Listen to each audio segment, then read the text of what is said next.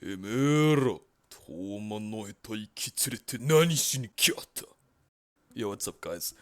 Today I'm going to be ranking all the fighters from Tokyo Revengers the manga. I hope you guys do enjoy this video. If you have any questions about my scaling, you can ask them in the comments, and I'll try to answer them to the best of my abilities. And if you want to make your own tier list of this, then you can find the tier list link in the description of this video. And if you do think I missed anyone in this list, and you want me to add another fighter or another version of a fighter, like a injured or holding back version of someone, then you can just let me know down below and I'll add them to the list, and then you guys will find them when you click on the link. Anyways, without further ado, let's get into it. I hope you guys enjoy. So in the Shion level tier, we have the Miso Middle School Gang and Shion Madarame. At the bottom will be Yamamoto Takuya, as he is implied to be the worst in the group, as he was stated to have always been quite frail and not a good fighter at all, and the group were freaking out when they found out it was his turn to fight one day in Kiyomasa's fight club. Above would be Kazushi Yamagishi and Makoto Suzuki. They're both kind of just the same to me. I think they're both above Takuya, as they were specifically concerned for him. Above them though would be Shion Madarame. Shion was stated to be Tenjiku's mad dog and one of the 4 heavenly kings of Tenjiku. Shion would be above because he was able to beat both Makoto Suzuki and Yamamoto Takuya in a 2-on-1, with him stating they didn't even put up a fight. And while Yamagishi would beat Takuya, there's nothing to really put him above Makoto Suzuki. And even if there is, we could never really prove that he would be strong enough to beat him and Takuya in a 2-on-1 like Shion did. So for that reason, Shion would be above. He was able to press Akkun, who is the member of the Miso Middle School Gang who we've actually seen the most of. Akkun though would be above, as he was able to defeat Shion in the end. Now we have Kiyomasa. Kiyomasa would be above the previous tier, as he and his goons defeated them in a fight and made their school life hell. Above him there would be Kisaki Tetta, though, as he did better against Takemichi than Kiyomasa did, as he was more evenly matched with Takemichi than Kiyomasa was, despite Kiyomasa having stabbed Takemichi in the hand. At the top of this tier there would be of course Takemichi from 2005 and 2006, as he defeated Kiyomasa and got the upper hand against Kisaki. Now in the bottom of F tier we have Anguri. Anguri would be above the previous tier, as when Mikey saw Takemichi, he stated Takemichi was the weakest in the group. And the reason this is important is because the last time Mikey saw Takemichi fight was likely 2006, as after that Toman disbanded. And Anguri was alongside Takemichi when Mikey said this, meaning Mikey viewed Anguri as stronger than Takemichi's 2005 and 2006 self. Other than that though, Anguri is definitely the weakest in this tier and would lose to Hakkai, which leads me to the next person in this tier, Shiba Hakkai, but from 2006. Hakkai. Sorry, one more time. Hakkai. Koitsu. Nagare kurusu. Hakkai. Koitsu. While both Anguri and Hakkai were getting bullied by the Haitani brothers in the Tenjiku arc, Hakkai showed better battle awareness, as he was able to predict Rindo and Ran's strategy, which Anguri wasn't, meaning he has a better battle IQ. And while having better battle IQ doesn't automatically mean you're a better fighter, we have no evidence that Anguri is better than Hakkai at anything else, as like I said, they were both just getting bullied by the Haitani brothers. So think of it this way.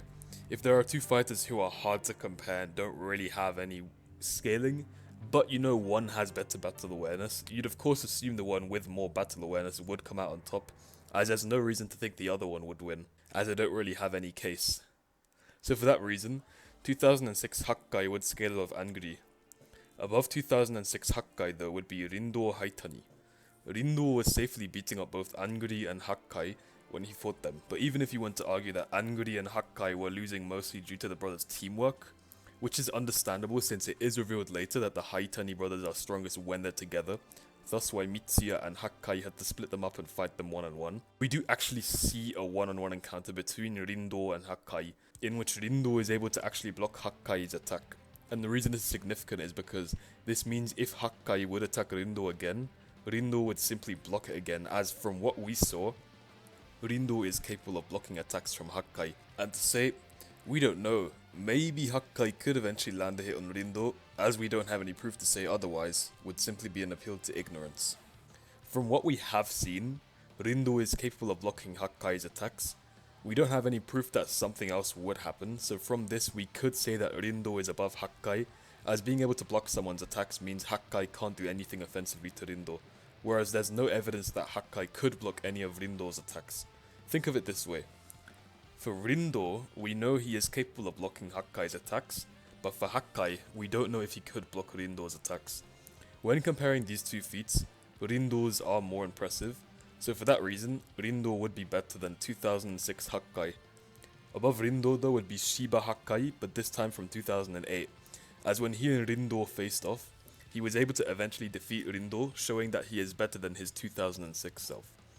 Above them both though would be Sumairi, as I believe he has statements that put him above Rindo, as when Rindo tackled Angry, Angry stated that Smiley would have been easily able to break through the tackle, and while this doesn't mean he would win, it's, once again, and sorry guys, I'm sure you're really bored that I keep using the same logic here, but this is just quite hard to scale, so I have to resort to a whole bunch of mental gymnastics to try and put one character above the other, so please bear with me. I promise the video gets less complicated, I'm sorry you guys need to listen to this. While Smiley being able to break through Rindo's tackle doesn't mean he would win against him, think of it this way. We know that Smiley is capable of not only breaking through Rindo's tackle but doing so easily, whereas Rindo doesn't really have anything on Smiley. So once again, when comparing the two feats, Smiley's are more impressive. As if there are two fighters who we can't really compare, but we know one is able to easily break through the other's tackle, we would of course assume that the one who can break through the other's tackle would win. And this logic can be applied with Smiley and Rindo, so for that reason, Smiley is above Rindo. Above Smiley there would be Ran Haitani. The reason he would be above Smiley is because he is shown to be stronger than Rindo in several ways, and while statements can be used to put Smiley above Rindo, it's still a little contentious and not too clear, whereas Ran is just shown to be above his little brother. The reason why Ran is above Rindo is that it's stated that when Rindo and Ran fought the Roppongi Max Maniacs, that Ran took out the leader instantly and barged in on his little brother's fight. And seeing as he barged in on his little brother's fight, this would mean the fight hadn't yet ended, as he wouldn't have been able to barge in on the fight had the fight been going on. This means that Ran defeated the leader of the Roppongi Max Maniacs faster than Rindo defeated the vice leader. And one more thing that's important to note is that Ran is actually one of the 4 heavenly kings of Tenjikyu, whereas Rindo is not. So for that reason, Ran would be the stronger brother. Above Rando would be Takashi Mitsuya from 2008, as when he and Ran faced off, he was able to defeat Ran in a one-on-one fight. Now in Ite, we have Matsuno Chifuyu from 2006. Chifuyu would be above Mitsuya from 2008, as it was implied that Mitsuya had gotten weaker, which makes sense, as he was stated to have gotten much thinner and weaker looking from being locked in his room all day. And the reason this would mean he got weaker than Chifuyu is because he was already on a similar level to Chifuyu beforehand, as both Chifuyu and Mitsuya performed relatively against Mochi. So if Mitsuya was relative to Chifuyu but then got weaker, it would make sense for Chifuyu to be above the weaker version of Mitsuya. And we know that Mitsuya retired, so it's not too crazy to believe that he got weaker, as it is narratively implied that retiring does make you weaker, like in the case with Draken. As Takemichi states, even if he's retired, that's still Draken-kun, you know, implying that for the most part fighters do get worse when they retire. So since Mitsuya was already relative to 2006 Chifuyu, but then retires, meaning he got weaker, it's not too hard to believe that he got worse than Chifuyu in 2006. And yes, I know there can be cases where even when fighters retire they become stronger, like with Hakkai and Chifuyu, as Hakkai goes from getting blocked by Rindo to being able to beat him, and Chifuyu goes from being equal to Mochi to being able to beat him. These would just be outliers. The narrative is that if you do retire, you do get worse. So this rule would still apply, however there can be outliers to this, but in order to prove that someone got stronger despite retiring, we would need to provide some kind of positive evidence, and if there isn't any, we would just assume they got weaker. And I don't believe there is any positive evidence for Mitsuya having gotten stronger, so for that reason it would only be natural to assume that he did get slightly worse than his 2006 self. And the reason this would mean he got weaker than Chifuyu is because he was already on a similar level to Chifuyu beforehand, as both Chifuyu and Mitsuya performed relatively against Mochi. So if Mitsuya was relative to Chifuyu but then got weaker, it would make sense for Chifuyu to be above the weaker version of Mitsuya. Chifuyu in 2006 was able to fight on par with Mochi, and we don't really see their fight end, so it can be assumed that they're just equal. Mochi has some very good feats as he was able to one-shot both Smiley and Angry back in the day, meaning he is capable of one-shotting fighters like Rindo and Hakkai as they are under Smiley. And he also fought on par with a stronger version of Mitsuya than the one who beat Ran. Mochi is also one of Tenjiku's 4 heavenly kings, and is stated to be Tenjiku's main powerhouse. And Smiley even admits Mochi's very strong and that he annihilated him. And that Toman would be in trouble with more guys like Mochi. Mochi even gained respect from fighters like Mitsuya, who called him a monster. And equal to both Mochi and Chifuyu would be Mitsuya from 2006, as he was able to fight on par with Mochi as well. And I've already just explained how Mochi is equal to this. And I've already explained how Mochi is equal to Chifuyu. And equal to both Mochi and Chifuyu would be Sato Ryusei. You may not know who this guy is, but he makes a small appearance in the manga called A Letter from Keisuke Baji. And in that manga, he is shown to be relative to Chifuyu, and the reason why he's relative is because he is shown to have some wounds on his face while we see a fight between him and Chifuyu.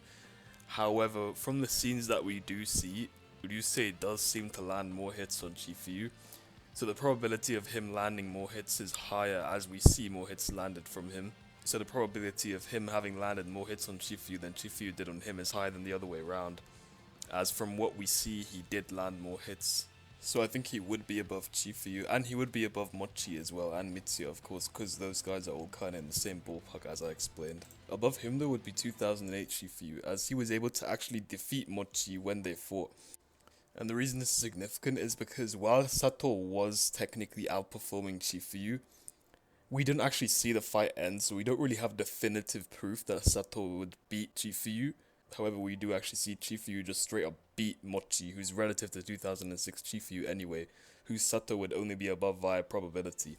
So basically, in simpler terms, Sato is only above Chifuyu via probability, and we don't really have confirmation that he is better, even though it's most likely. Whereas Chifuyu is actually confirmed to be better than Mochi, who's actually relative to 2006 Chifuyu anyway. The same version of Chifuyu, whose Sato is only above via probability. Above 2008 Chifuyu though would be Peiyan. Peiyan was able to one-shot Shion Madarame, and it's stated that Mitsuya admitted Pei has more strength than him. And the reason this puts him above 2008 Chifuyu is because while 2008 Chifuyu does scale above 2006 Mitsuya as he defeats Mochi, whereas Mitsuya is just relative to Mochi, they're still for the most part on a similar level since they're both relative to Mochi, and Pei is just explicitly stated to be better than Mitsuya, so he should upscale Chifuyu as well. At the top of this tier though, we have one of my favourite characters, Pachin. Pachin is stated by Pei to be even better than he is, and we see this in action when he doesn't get knocked out by Mikey as easily as Peiyan and the others do. Now in D tier would be Inui and Kokonoi. The reason they would be above is because Inui was able to safely defeat Chifuyu in the church. And while Chifuyu wasn't at his best, as stated by Inui himself, we could never really prove that had Chifuyu been healthy that he would have gone from getting all his attacks weaved and losing badly to being able to safely beat Inui. As all we know about healthy Chifuyu is that he's just unquantifiably better than his fatigued self, and it's unlikely that an unquantifiably stronger version of himself would be able to go from getting completely destroyed to winning, as he wasn't even relative in the first place, so we have nothing to really upscale him from. So from this, we can say that Inui is above Chifuyu, and Kokonoi would be above as he did better against Inui than Inui did against him, as he landed more hits and choked Inui. While Pa is better than Chifuyu, we don't really know how much better he is than Pei, and we don't really know how much better Pei is than Mitsuya, who's relative to Chifuyu. So while Pei is better than Mitsuya and Pa is better than Pei, we can't really quantify the gaps in between these fighters, so it's safe to say that the likes of Peiyan, Pachin, Mitsuya and Chifuyu are all kind of in the same ballpark. And Inui just completely owned Chifuyu, so he would scale above the previous tier. Above those two there would be Wakasa and Benkei, but by themselves. Wakasa was shown to be winning his one-on-one with Inui, as Inui had more wounds than Wakasa did and was visibly in much more pain. And this would put Wakasa above Kokonoi also, as Kokonoi and Inui are relative. Wakasa would be above Benkei though, as when South Terano beat up Wakasa and Benkei, Benkei was completely knocked out on the ground, whereas Wakasa was at least on his knees and still conscious, showing his durability is better. And while having more durability doesn't make you better than someone else automatically, we have nothing else to really go off with these two, and I really don't want to repeat the whole thing about how if there are two fighters who have nothing to be compared by besides durability, the one who's more durable would be better. I just kind of did repeat that, but you guys get the idea. That's what I was kind of hinting at, so I'm sorry, you guys are probably sick of hearing that. Anyway, moving on, we have Kazutora Hanemiya and Baji Keisuke at the top of this tier. Kazutora is stated to be equal with Baji in the character booklets, and he is able to take a very serious beatdown from who is later revealed to be Dark Impulse Mikey. The reason these two would be above the previous tier is because it's very likely that Baji would just destroy Chifuyu, as when Chifuyu found out how strong Baji was, he completely idolized him and followed his lead, despite being someone who had been called out several times for lacking respect for others. And we see when Baji attacks Chifuyu, Chifuyu doesn't even dare to fight back. Either that or he's unable to fight back because Baji destroys him so hard.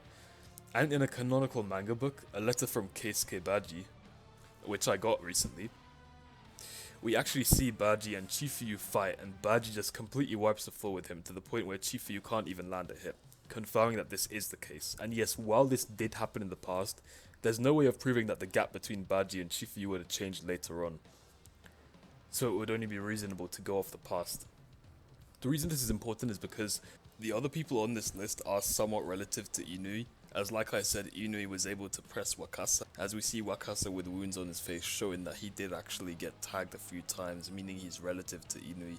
And while Chifuyu does lose to Inui, this was a fatigued Chifuyu, and of course like I said earlier, this doesn't mean Chifuyu would win had he not been fatigued, but it would still put Inui under Baji, as all we see from Inui is that he can destroy a fatigued Chifuyu, whereas Baji was shown to just safely defeat a healthy Chifuyu.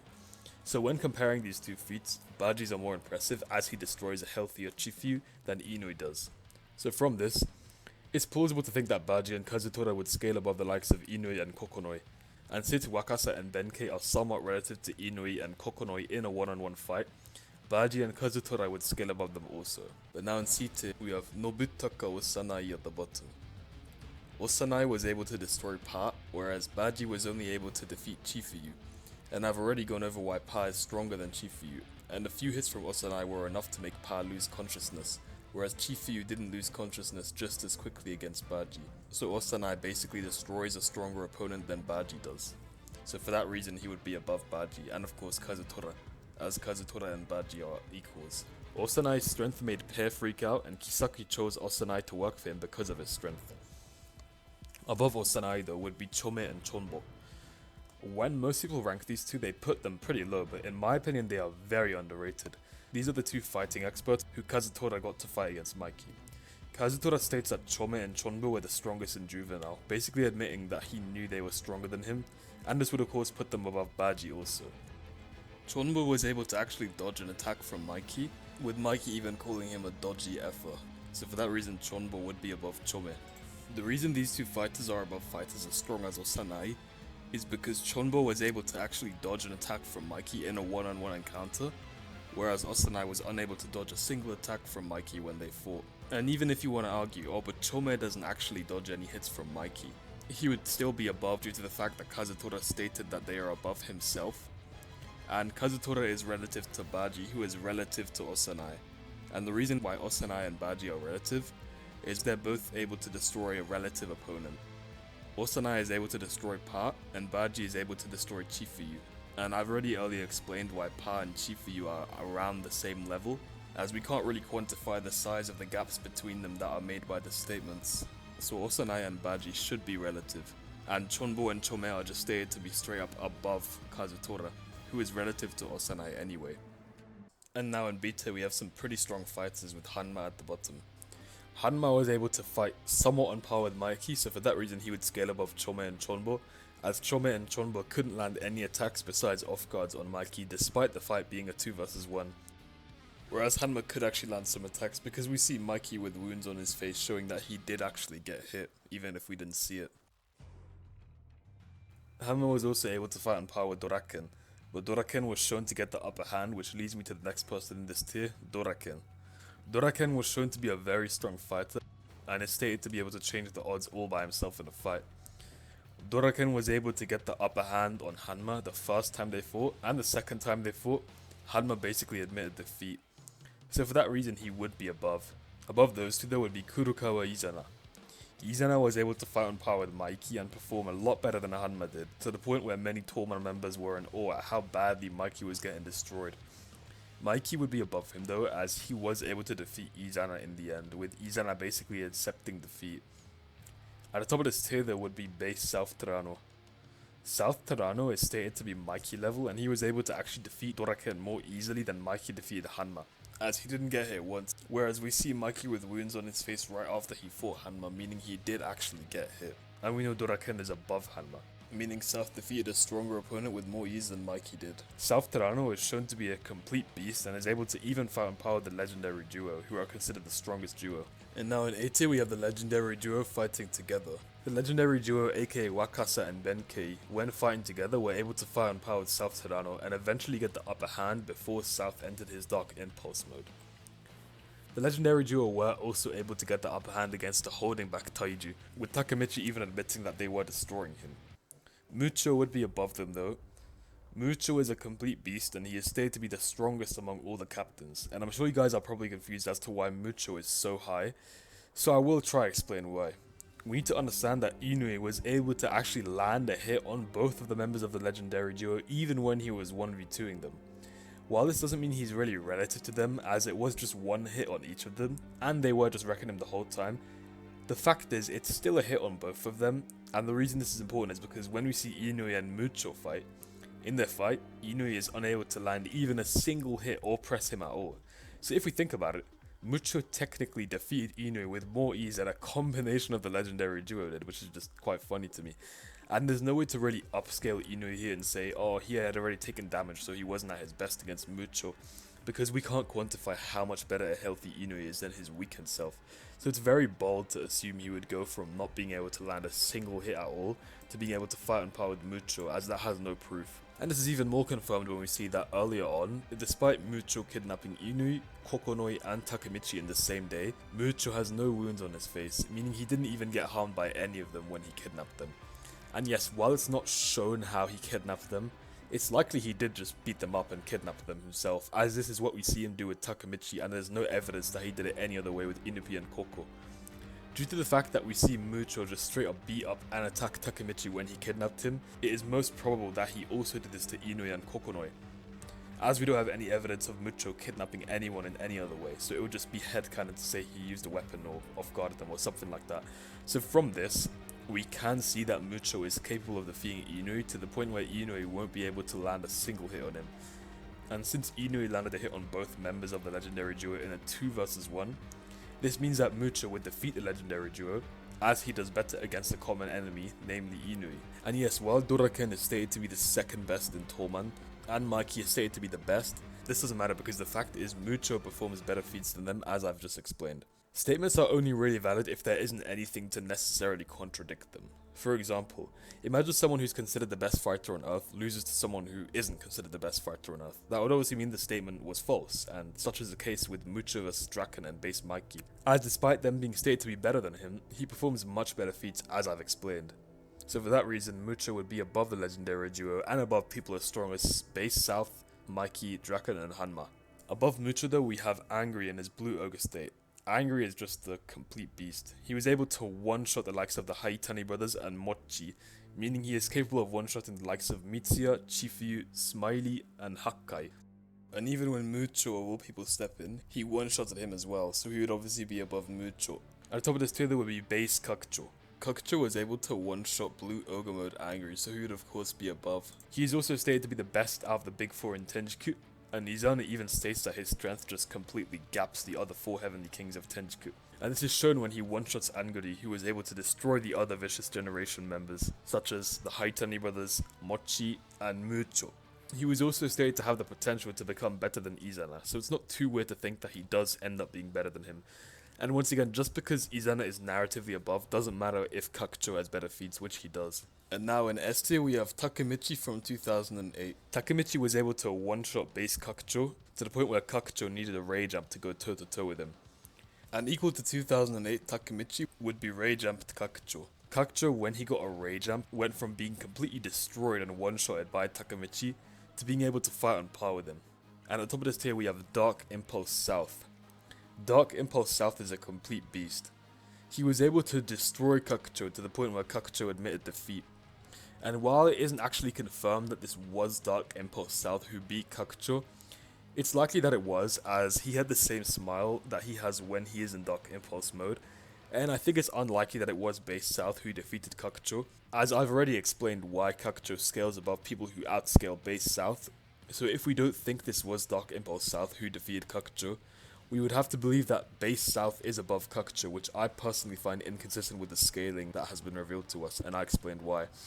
So that, coupled with the fact that he had the same smile, makes me believe that this was in fact Dark Impulse South that defeated Kakucho. Dark Impulse South was able to completely massacre the legendary duo, without even allowing them to fight back, and he was also able to land a hit on Kawaragi Shinji and give her a nosebleed. The reason he would be above the likes of Rayjump, Kakucho and Takemichi is because he was able to defeat Kakucho.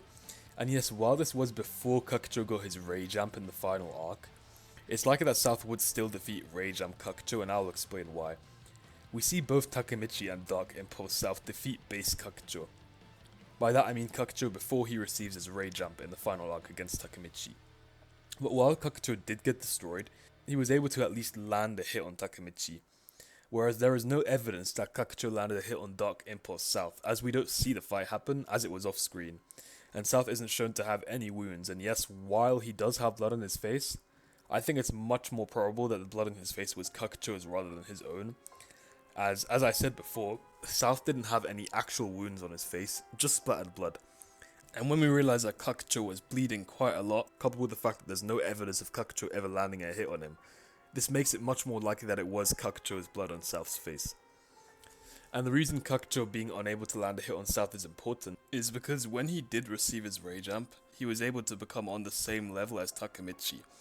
And the reason this is important is because he was actually able to land a hit on Takemichi, whereas he wasn't able to land a hit on South. So if his Rayjump allows him to become equal to Takemichi, who he did land a hit on, it makes sense for him to not be able to surpass South, as he didn't actually land a hit on South. So think of it this way. If someone, when they get a Rayjump, can become equal to someone who they previously were able to land a hit on, it would mean they wouldn't be able to surpass someone who they couldn't actually land a hit on prior to receiving their Rayjump, as they can only become equal to someone who they could actually land a hit on in the first place. So they wouldn't be able to become equal to someone who they couldn't actually land a hit on in the first place.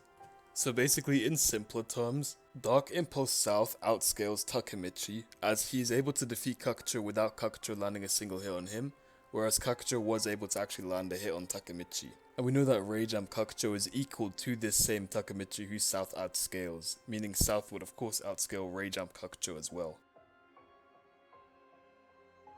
And now we have the elite fighters with Taiju at the bottom. Taiju is just a complete beast. He, while holding back, is able to destroy Mitsuya, and despite being already tired, is able to one-shot Shiba Hakkai. Hakkai. We also see in a flashback that he is capable of one-shotting Inui. While at first glance it does seem like Dark Impulse South should be above, as it does seem like he is able to massacre the legendary duo, whereas Taiji gets destroyed and only wins at the end, there is a lot more to all of this that may not meet the eye at first. Why is Taiji so high when he was literally getting owned by the legendary duo for most of the fight and only won at the very end? Why is that somehow more impressive than Dark Impulse South no-diffing the legendary duo? To that I would say because the only reason Taiji was struggling so much with the legendary duo in the first place is because he was holding back. And while this does sound unprovable at first, please allow me to explain. As I said, the legendary duo were outscaling Taiji at the start, to the point where Takemichi even admitted that they were destroying him. Yet somehow, when they use their best move and go all out, they get completely destroyed. Isn't that weird?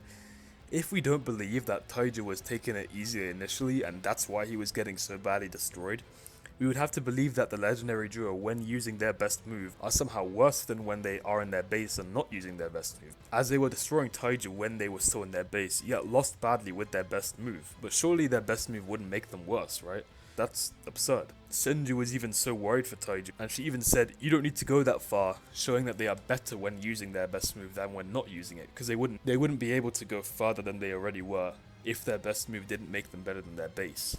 This shows that they are better when using their best move than when not using it. So if we rightfully so reject the idea that the legendary duo are somehow worse with their best move, we would need to come up with some alternative explanation for why Taiji went from losing so badly to the legendary duo to managing to one-shot both of them at the same time when they went all out and used their best move. And I personally believe that the most probable reason for the legendary duo losing all of a sudden despite using their best move would be that Taiji was holding back at the start but went all out when they used their best move. I believe this is the case as we see many times in the manga and show that Taiji holds himself back in character. as against Mitsuya, he used only 70% of his strength at the start, and he initially used only 30% strength against Takemichi, and later on uses 50% strength. So it's not too far-fetched to believe that Taija was initially holding back, and that's why he got destroyed, and then turned the tables because he stopped holding back. As we see that it is natural for Taija to hold himself back, especially since he once again went from getting literally owned by the legendary duo to being able to one-shot them both at the same time. And a potential argument against this could be that the duo only lost in the first place as they were fatigued from fighting Inui and Kokonoi. Which isn't a bad argument, since Taija does state they have been worn out. However, it still wouldn't put them above, as we have other reasons to believe that Taija is a good bit above the legendary duo. And one of those would be his scaling above Inui. Inui actually landed a hit on both of the legendary duo in a 1v2, and we know Taija is capable of one-shotting this Inui as we see, showing that the duo's loss wasn't due to fatigue, as Taija can one-shot someone who can land a hit on both of them in a 1v2 when they are not fatigued. And another thing is that Inui, as I said, is able to actually land a hit on the legendary duo in their base, whereas we see that when Taija fights the legendary duo in their base, he is unable to actually land any hits on them. So if Inui can land a hit on both of the legendary duo in a 1v2 when Taija can't, you would have to either believe Taija was holding back and that's why Inui outperformed him, or you'd have to believe that Inui is better than Taija, which is inconsistent with the narrative and feats in the show, as Taija one-shots Inui, and Inui even admits the difference in strength is staggering, and constantly emphasizes just how powerful Taija is. So from what I've explained so far, it seems like believing anything else but Taija was holding back just leads to a lot of contradictions and absurdities.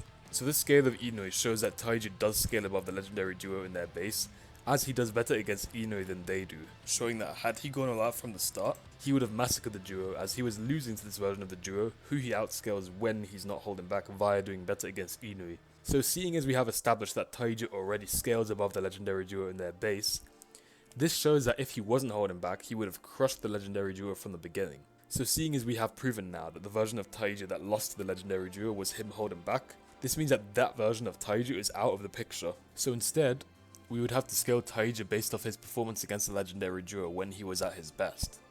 When Taija did actually stop holding back, despite the legendary duo using their best move, he was able to instantly annihilate both of them at the same time by smashing their heads into the concrete, incapacitating them instantaneously. Then the reason I have this version of Taija above Dark Impulse South is because although South did also massacre the legendary duo, South needed multiple attacks to do so and took longer to defeat them than Taija did.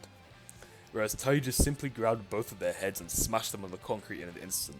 So not only did Taija defeat the legendary duo with more ease, but he also actually put them down, as when Taija went all out and defeated the legendary duo, they were completely incapacitated and unconscious, whereas despite South attacking them consecutively and landing multiple hits on them, the legendary duo were able to get up shortly after and were even ready for round 2 against South.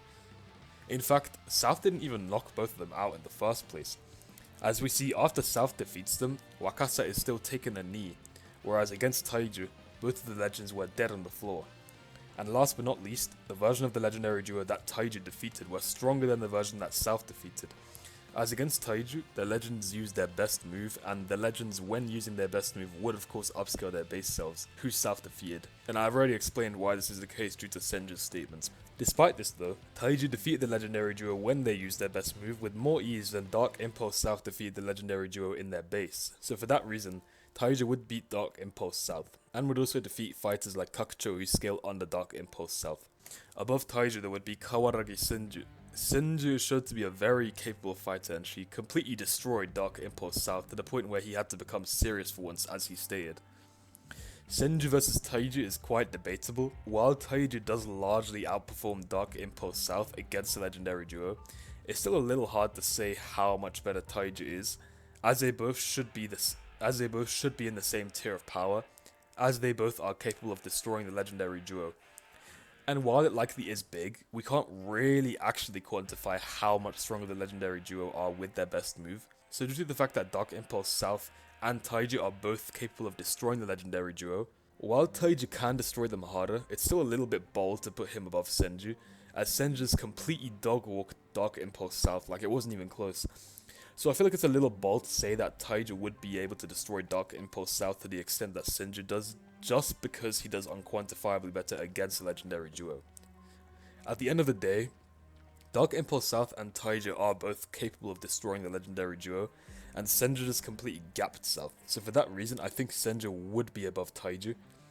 Senju is shown to be very strong, and even when South gets fully serious, she is able to hold her own, but unfortunately she did end up losing, which leads me to the strongest person in this tier, Dark Impulse South, but at his peak. South, when he went fully serious for once, went from getting destroyed by Senju to being able to basically one-shot her. He was able to make Dark Impulse Mikey's lip bleed in a direct one-on-one fight and tank several attacks from Mikey, whereas fighters like Senju and Taija weren't able to do either of those things as Mikey completely one-shotted them, thus putting South Terano at his peak at the top of this tier. And now we have the GOATs in SSS tier with peak Takemichi at the bottom.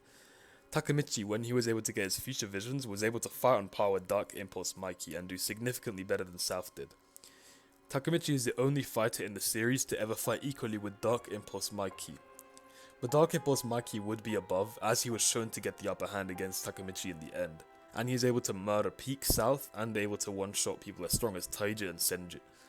And that does it for my Tokyo Revengers tier list. I hope you guys did enjoy this video. If you guys have any questions, you can leave them down below, and I hope you guys have a good day. Thank you for watching.